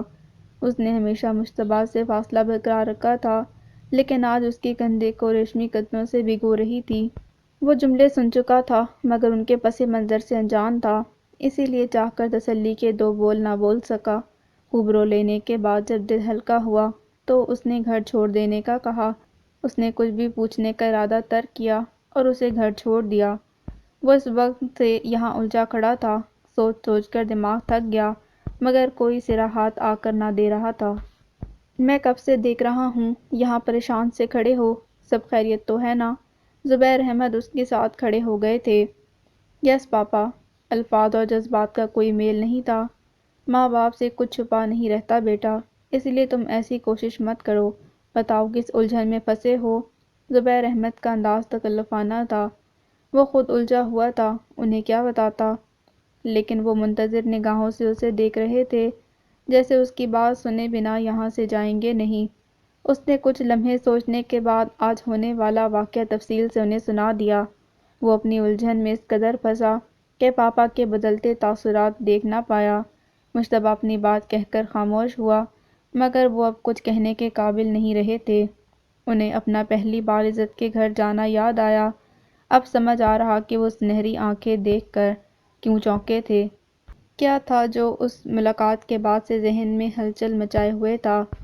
کہانی کے سب اسرار کھلنے لگے تھے، سب کردار واضح ہو رہے تھے۔ انہوں نے سوچا بھی نہیں تھا کہ ان کی تلاش اس طرح ختم ہوگی۔ یہ کہانی ان کے ہاتھوں نے لکھی تھی، اور اب انجام بھی ان کے پاس خود چل کر آیا تھا۔ جس تکون کے ایک کونے کی انہیں تلاش تھی وہ مل گیا تھا۔ لامیا سعد نازنین، مگر سعد کی ایک بچی پیدا ہوئی جو یہاں ان کے پاس تھی، تو پھر عزت کون تھی؟ وہ مجتبیٰ کو کوئی دلاسا نہیں دے سکے، کیونکہ اب اس کی ضرورت نہیں تھی۔ اب بازی پلٹنے والی تھی، میدان سج چکا تھا، اور وہاں لگنے والا تماشا بہت جلد سب کچھ بدلنے والا تھا۔ بہت سے راز کھلنے والے تھے، ہر راز چونکا دینے کی طاقت رکھتا تھا۔ لا علمی کی نعمت چھن جانے کے بعد ہر کردار پر حیرانی واجب ہونے والی تھی، اور یہ اس کہانی کا حق بنتا تھا۔ وہ دونوں اپنی اپنی جگہ خاموش تھے۔ بارش ایک تسلسل سے برس رہی تھی، بادلوں کی زوردار گڑگڑاہٹ وجود میں برپا بلند شور کی ہیبت کم نہیں کر پا رہی تھی۔ کچھ ہو جانے کا خوف ہر سو پھیلا ہوا تھا۔ کسی انہونی کی دستک بہت شدت سے محسوس ہونے لگی، اور تبھی ان سے دور گیراج سے پرے بلند گیٹ پر روشنی کا چمکا ہوا۔ انہوں نے ہارن کی آواز سنی اور ملازم کو بھاگتے گیٹ کی جانب جاتے دیکھا۔ دونوں کی متجسس نگاہیں اسی جانب تھیں کہ اس تباہ کن بارش میں آنے والا کون ہو سکتا تھا۔ وہ دونوں گیٹ سے داخل ہوتی گاڑی پہلی نظر میں پہچان گئے تھے۔ سیاہ سیلون گیراج میں آ کر رکی تو ونڈ اسکرین خشک ہونے پر عبدالودود کے ساتھ بیٹھے وجود کو دیکھ کر چہرے کے تاثرات بدلے۔ زبیر احمد چند لمحے پہلے ہونے والے انکشاف سے ابھی تک نہ سنبھلے تھے کہ لمیہ ان کے سامنے آ گئی تھی۔ لمیہ کو کلثوم اور ابراہیم سے دور رکھنا چاہ رہے تھے، مگر اب ہر کوشش ناکام ہونے والی تھی۔ سب واقعات جس تیزی سے وقوع پذیر ہو رہے تھے، یقیناً قدرت کا اشارہ تھا۔ ان کے پاس جو امانت تھی وہ لوٹانے کا وقت قریب آ رہا تھا۔ جو راز سینے میں دفن تھا وہ عیاں کرنے کا لمحہ آیا چاہتا تھا۔ میں اس قدر روکھے سوکھے استقبال کی امید نہیں کر رہا تھا، عبدالودود نے زبیر احمد کے سامنے کھڑے ہو کر کہا۔ لمیہ اس کے عقب میں چھپنے کے انداز میں کھڑی تھی۔ اس کا گریز اور ناراضگی وہ بخوبی سمجھتے تھے، مگر عبدالودود کے تیور انجان تھے۔ دونوں بازو سینے پر باندھے اجنبی نگاہوں سے دیکھتا کوئی اور ہی عبدالودود لگ رہا تھا۔ انہوں نے دنیا دیکھ رکھی تھی سو چند لمحے لگے، لیکن وہ سمجھ گئے تھے کہ وہ لمیہ ابراہیم کا وکیل بن کر آیا تھا۔ یہ خیال چہرے پر مسکراہٹ لے آیا کہ کچھ تو تھا جو ان دونوں کو جوڑے ہوئے تھا، اور مجھے تمہارے اس قدر جلد بدل جانے کی امید نہیں تھی۔ اس کے سامنے سے ہٹ کر اندر جانے کا راستہ دیتے انہوں نے اسے کہاں طنز مارا تھا یہ جاننے میں دیر نہیں لگی۔ امید دنیا کا سب سے بے اعتبار لفظ ہے زبیر انکل، کیونکہ بہت کچھ امیدوں کے برخلاف ہو جایا کرتا ہے۔ اس میں امید کی غلطی نہیں بلکہ امید باندھنے والے کا قصور ہوتا ہے، اسی لیے آئندہ احتیاط کیجیے گا۔ لمیہ کا ہاتھ تھامے ان کے سامنے سے گزرتا جوابی چوٹ کرنا نہیں بھولا تھا۔ اب کیا ہوگا پاپا؟ مشتبہ نے ان کے قریب ہو کر دھیمی آواز میں پوچھا۔ وہی ہوگا جو منظور خدا ہوگا، انسان تو بس کوشش کر سکتا ہے مشتبہ، وگرنہ فیصلے تو بہت پہلے لوح محفوظ پر رقم کر دیے گئے ہیں۔ چلو ہم بھی سب فکروں سے دامن چھڑاتے ہیں اور قسمت کی گلفشانیاں دیکھتے ہیں۔ وہ دونوں بھی ان کے پیچھے ہو لیے اور آگے بڑھتے ہوئے جانتے تھے کہ سامنے کا منظر کیسا ہونے والا تھا۔ زبیر لاج کے لاؤنج میں دبی دبی سسکیاں گونج رہی تھیں۔ ہر کوئی اس نئے منظرنامے پر حیران تھا۔ رقیہ نے نافہم نگاہوں سے زبیر احمد کو دیکھا، جیسے پوچھ رہی ہوں لمیہ یہاں کیسے آ گئی؟ انہوں نے آنکھوں ہی آنکھوں میں تسلی دی اور عبدالودود کے پہلو میں کھڑے ہو گئے، جو خود حیرانی کی اونچائیوں کو چھو رہا تھا۔ وہ جتنے بھی مضبوط اعصاب کا مالک سہی، سامنے کا منظر دیکھ کر مطمئن رہنا آسان نہیں تھا۔ بچپن سے جس انسان کی موت کا سنتے آیا، آج اس کو اپنے سامنے زندہ دیکھ کر حواس کا معطل ہونا بڑی بات نہیں تھی۔ اس نے عقبے باغ میں کلثوم فاطمہ کی قبر دیکھ رکھی تھی، بڑی امی کو روزانہ اس قبر کے سرہانے خاموش چپ چاپ آنسو بہاتے دیکھا تھا۔ حویلی میں ایک جمود تھا جو کلثوم کے نام کا چھایا رہا۔ اس نے جب جب اس جمود کو توڑنے کی کوشش کی، تب تب محسوس ہوا کہ درد کی یہ دیوار توڑنا آسان نہیں، جس کی آبیاری بڑی امی کے آنسوؤں نے کی، جس کی بنیاد میں بڑے ابا کی خاموشی شامل تھی۔ سب بہن بھائیوں میں تناؤ اور نفرت اسی ایک وجود کی وجہ سے تھی۔ اس ایک نام سے منسلک تکلیف آنے والی نسلوں نے وراثت کی مانند وصول کی، انہی کی وجہ سے وہ سب کتنے رشتوں اور کتنے قیمتی لمحات سے محروم رہے۔ حویلی کا ہر انسان ایک دوسرے سے نگاہیں چھپائے پھرتا اور ہر کوئی خود کو دوسرے کا مجرم سمجھتے ہوئے تھا، مگر اب شاید سب ختم ہونے کے قریب تھا۔ سفید حویلی کی قسمت بدلنے والی تھی۔ اس نے زخمی نگاہوں سے سامنے کا بدلتا منظر دیکھا۔ وہ اب وہاں موجود اجنبی مرد کے سینے سے لگی کھڑی تھی، جو اس کا باپ نہیں تھا، مگر کس قدر کمال ظرف کا مالک تھا، محبتوں کو نبھانے والا اور اس محبت کی خاطر سب سہ جانے والا۔ اس نے ابراہیم درانی کے متعلق جتنا سنا، اتنا ہی متاثر ہوتا گیا۔ بلا شبہ وہ انسان اپنا قول نبھانے اور اپنے الفاظ کا پہرا دینے والوں میں سے تھا۔ وہ نہیں جانتا تھا کہ سفید حویلی اس انسان کے ساتھ کیا سلوک روا رکھنے والی تھی، مگر وہ یہ ضرور جانتا تھا کہ ان کے دفاع میں بہت سے لوگ کھڑے ہونے والے تھے۔ ان بہت میں ایک وہ خود بھی تھا۔ تم عبدالودود ہو نا؟ ملاقات کا وقت کتنا طویل رہا، اپنی لامتناہی سوچوں کے سبب معلوم نہ ہو سکا، مگر اس سوال نے سوچ سے رابطہ منقطع کر دیا تھا۔ بڑی امی سے بے حد مشابہت لیے چہرہ اس کے سامنے کھڑا تھا۔ وہ لمیہ جتنی دراز قد نہیں تھی، مگر ان کے چہرے سے پھوٹتی شفقت کی شعاعیں آسانی سے اپنے چہرے تک پہنچتی محسوس ہو رہی تھیں۔ ان کے سوال کا جواب دینے سے پہلے ہی وہ اس کے سینے پر اپنا سر رکھتے وجود کے گرد بازو حمائل کر گئیں۔ ملن کے اس قدر شدت بھرے رویے نے آنکھیں نم کرنے میں لمحہ نہیں لگایا۔ دونوں بازو پہلو میں گرائے سر جھکا کر انہیں دیکھنے لگا اور تبھی اپنا سینہ بائیں جانب سے بھیگتا محسوس ہوا۔ روئیں نہیں پھوپھو۔ ہاں، یہی الفاظ کہے تھے اس نے۔ اس کی سماعتیں حیران تھیں مگر وہ حیران نہیں ہوا۔ گلے لگے وجود سے جس قدر مثبت اور اپنائیت سے بھرپور شعاعیں مل رہی تھیں، ایسا طرز تخاطب اختیار کرنا لمحے کے لیے بھی مشکل نہیں لگا۔ تم بالکل ابا جان جیسے ہو، چہرہ، آواز اور لہجہ بھی۔ وہ روتے ہوئے ہنس دیں۔ جی، سب یہی کہتے ہیں، مگر میں ان جیسا ظالم نہیں ہوں۔ وہ نہ جانے کیوں ایسا بول گیا، خود بھی بول کر حیرانی ہوئی۔ نہیں، وہ ظالم نہیں تھے بیٹا، بس وہ وقت ہی آزمائش زدہ تھا، ایک طوفان تھا جو سب بہا کر لے گیا۔ ان کا اعتراف اس کے وجود میں طمانینت بھر گیا، کیونکہ بدگمانی اور غلط فہمی دور کرنا آسان ہوتا ہے، جبکہ نفرتیں مٹانے میں انسان مٹ جایا کرتے ہیں۔ آپ خود ہی ملتی رہیں گی یا ہمیں بھی اپنے داماد سے ملنے دیں گی؟ ابراہیم کے جملے پر سوائے لمیہ اور عبدالودود کے کوئی بھی حیران نہیں ہوا، بلکہ لمیہ کو تو حیرت کا دھچکا لگا تھا۔ ماما پاپا سب جانتے تھے اور اس کے باوجود اس قدر مطمئن تھے۔ اس کے وجود میں بے چینی بڑھی جبکہ عبدالودود اتنا ہی پرسکون رہا۔ کلثوم عبدالودود کے ساتھ بیٹھی گزرے سالوں کا احوال سن رہی تھی، ایک ایک فرد کی تفصیل جانتے ہوئے اتنے ہی مضطرب دکھائی دیں جتنا اس نے بڑی امی کو ان کا ذکر کرتے دیکھ رکھا تھا۔ یہ منظر لمیہ کی آنکھوں میں مرچیں بھر رہا تھا۔ وہاں سب مکمل تھا، سب اکٹھے ہونے والے تھے، ساری رنجشیں مٹنے والی تھیں۔